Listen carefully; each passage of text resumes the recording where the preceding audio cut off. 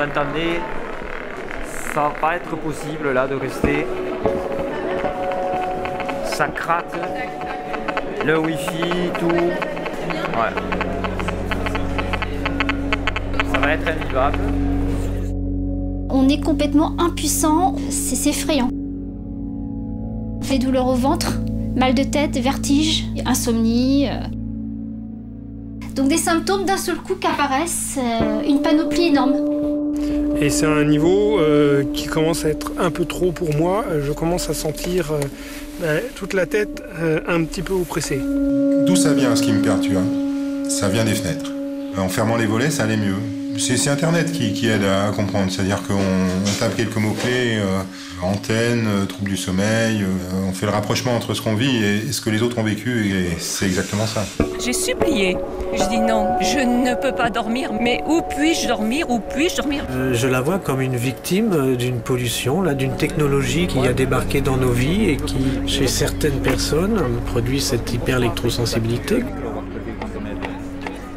Quelqu'un qui n'est pas affecté, il ne peut pas comprendre. C'est invisible. Si c'est invisible, ça n'existe pas, quelque part.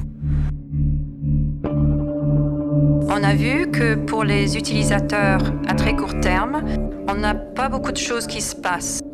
Il y a des incertitudes, mais à part ça, pas vraiment grand-chose à remarquer.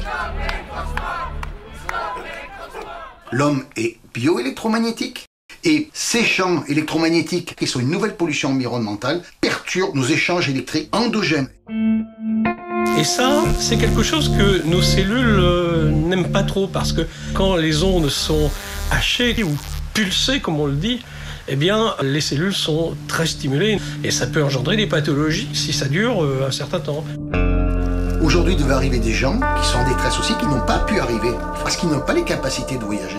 Donc tous les jours, il y a des gens qui sont en détresse. Et nous, on est au contact direct de tous ces gens-là.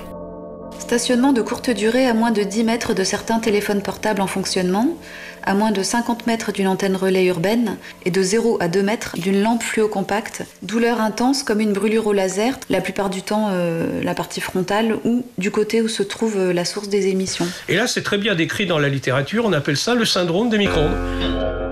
Moi, je dirais qu'il y a des hypersensibles partout. Partout dans le monde. Nous, on est déjà à 65 associations du monde entier.